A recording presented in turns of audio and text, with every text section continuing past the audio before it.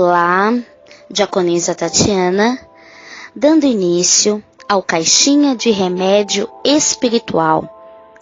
Estaremos com uma série sobre o assunto a cura interior. E o que é afinal a cura interior? O que ocasiona a doença na alma do homem? Salmos capítulo 39, versículos 2 e 3. Com o silêncio fiquei mudo, calava-me mesmo acerca do bem, e a minha dor se agravou. Esquentou-se-me o coração dentro de mim, enquanto eu meditava, se acendeu o fogo, então falei com a minha língua.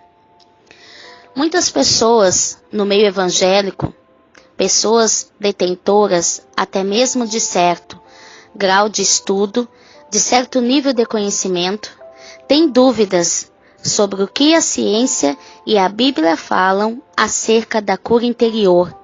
E é sobre isso que vamos hoje, no Caixinha de Remédio, estarmos abordando a cura da alma, a cura interior. A cura da alma do homem, assim conhecida, tanto na sociedade como no meio evangélico, o tratamento começa quando passamos a buscar a causa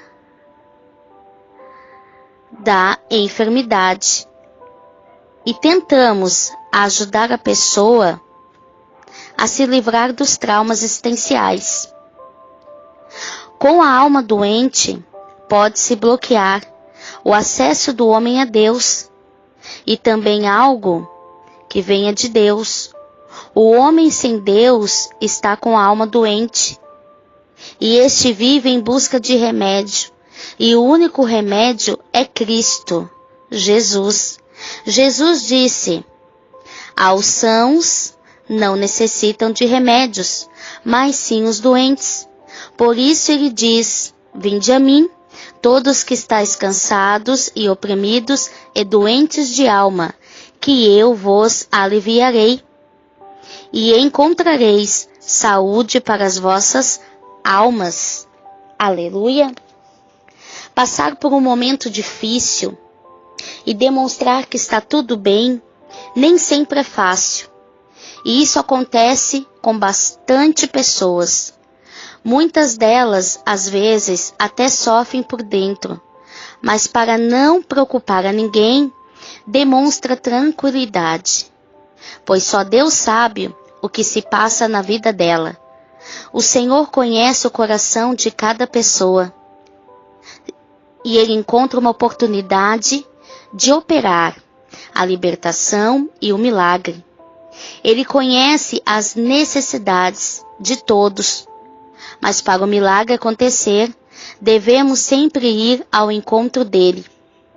A cura da alma do homem, assim conhecida tanto na sociedade como no meio evangélico, o tratamento é: temos que buscar em Deus.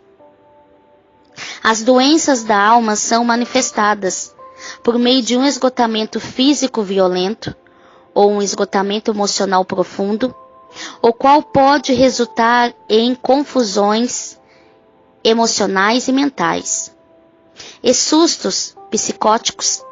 Se a pessoa não tomar a medicação adequada, pode contrair um desequilíbrio grave. Em algumas recomendações quanto ao uso de antidepressivos, é bom alertar.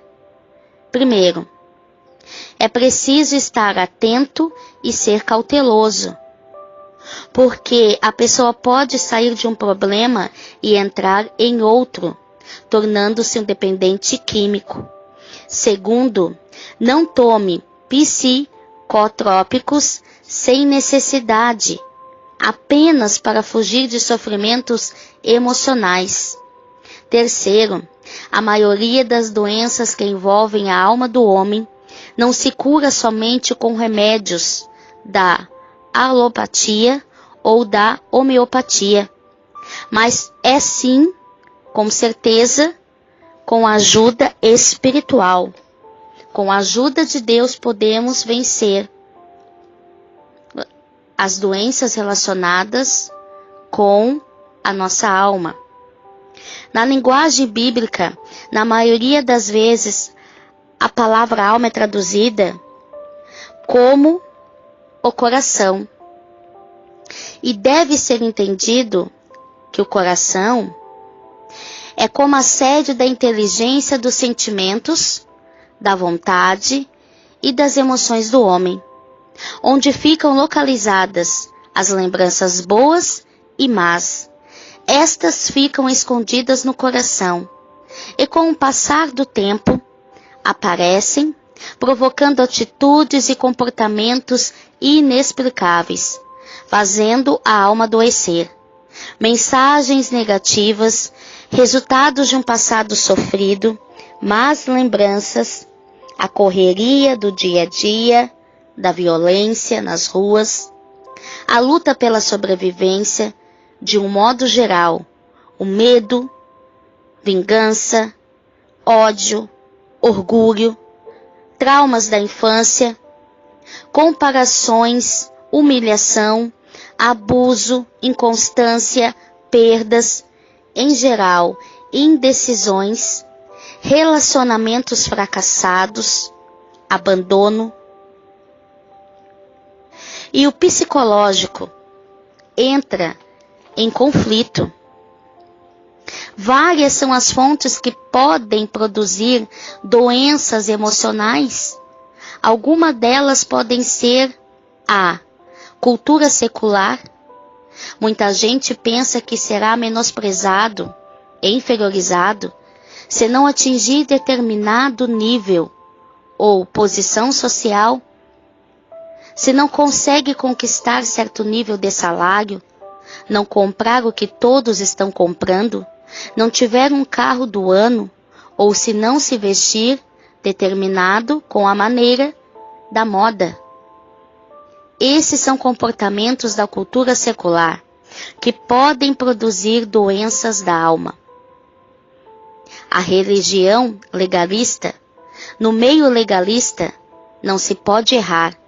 A pessoa é obrigada a obedecer, e se não atingir um determinado padrão de perfeição, não poderá viver naquele meio. Consequentemente, a pessoa passa a esforçar-se ansiosamente para alcançar tal padrão. A religião legalista é sem amor e sem graça. Impõe regras que podem gerar doenças da alma. Camelos e mosquitos. As escolhas erradas do ser humano, ela é dotada, muitas vezes, por falta de buscar a orientação de Deus. A vontade de Deus é que nós não sejamos legalistas, como aqueles escribas e fariseus que enchiam os homens de doutrinas vãs, mas eles mesmos engoliam camelos e mosquitos, não conseguiam viver aquilo que pregavam. Nós temos o livre-arbítrio, o que torna cada um de nós responsável pelas nossas escolhas. Sendo assim, a pessoa pode assumir procedimentos errados e atrair para si muitas doenças na área emocional, porque o remorso dói e as consequências são inevitáveis. Lamentações, capítulo 3, versículo 39. De que se queixa, pois, o homem vivente? Queixe-se cada um dos seus pecados.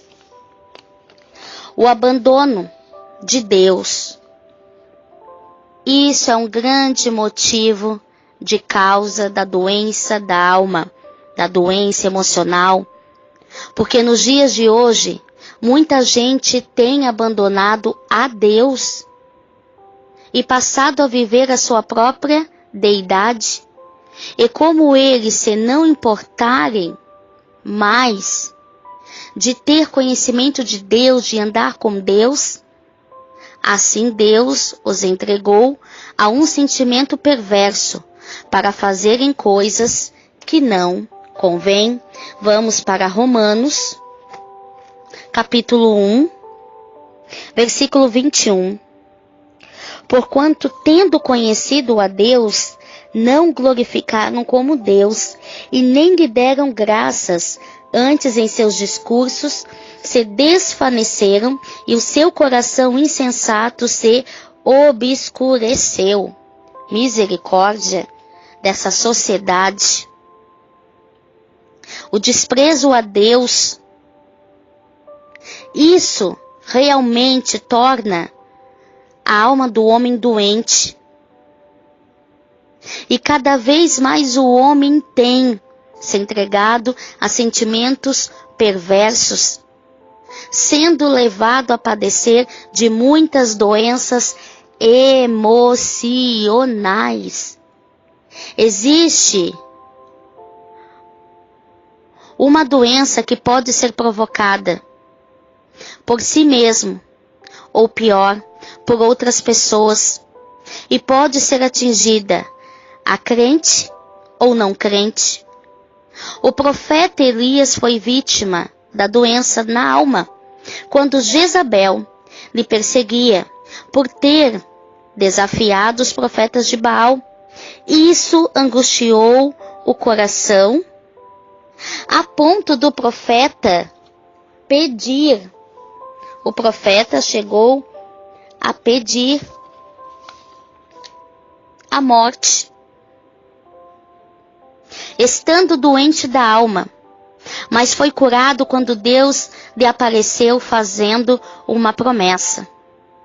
Jesus foi ferido na alma no jardim do Getsêmani, pois estava consciente do seu sofrimento, e a partir daquele momento até o Calvário, a ferida da alma de Jesus era profunda, de tal forma que o seu suor se tornou em grandes gotas de sangue. Esta doença pode provocar bloqueio. Elias pediu a morte. Jesus pediu para se livrar do cálice de amargura, o sofrimento da cruz. A outra doença da alma é uma doença crônica, causada por traumas da infância, frustrações, complexos, má formação do caráter, más companhias e etc. Ela é uma deficiência da personalidade e pode permanecer na vida da pessoa, mesmo depois de cristão. Ananias e Safira trouxeram alguns hábitos que lhe acompanhavam antes de serem cristãos. Certamente, a mania de grandeza, mentiras e outras mais. Esta doença tem um domínio secreto, silencioso, que o paciente não percebe. É como um caroço que provoca alterações hormonais com intensidade, causando conflitos emocionais. A pessoa não aceita ser o que é e nunca se sente satisfeita com o que tem. O indivíduo é insaciável. E qual é o remédio para os sintomas de um problema espiritual? Qual é a solução? A solução é uma só: se prostrar aos pés de Jesus e o adorá-lo. Confiar que nada acontece fora da sua vontade, porque até os demônios tiveram que obedecer a Jesus e pedir permissão para sair. Vamos para Marcos, capítulo 5, versículo 12 e 13. E todos aqueles demônios lhe rogavam, dizendo: manda-nos para aqueles porcos, para que entremos neles. E Jesus logo o permitiu. E saindo aqueles espíritos imundos, entraram nos porcos, e a manada se precipitou por um despenhadeiro no mar. E eram quase 2.000, e afogaram-se no mar. Tiago, capítulo 4, versículo 7. Sujeitai-vos, pois, a Deus, resisti ao diabo, e ele fugirá de vós. Nós temos que obedecer a Deus. Nós temos que nos achegar a Deus. Ver a ação de Deus cuidando de nós. Deus prova o seu amor, mostrando a sua glória em nossas vidas. Aleluia! Vamos sim, meus amigos, minhas amigas, buscar primeiramente o tratamento espiritual para a cura interior, aliada com a medicina. Deus estará agindo em sua vida com uma unção de cura e libertação. Lembrando, busque primeiro em Deus o seu tratamento espiritual. E faça o seu tratamento que foi prescrito pelo seu médico. Sejamos sóbrios em tudo. Não é vergonhoso, meus amados irmãos, minhas amadas irmãs, para ninguém buscar um tratamento médico, um tratamento pela medicina, porque a medicina é de Deus. Se não fosse assim, Deus não teria dado o dom da ciência ao homem. Então sejamos sábios. Nós temos que aliar o tratamento que foi dado pelo médico lá no consultório, mas primeiramente buscar em Deus. Os dois tratamentos andando juntos. Não podemos fazer as coisas de uma maneira que nós não buscamos na nossa vida a direção de Deus. Amém? Vamos estar orando? Pai amado, Pai querido, glórias sejam dadas ao Teu nome, Deus amado, Deus eterno.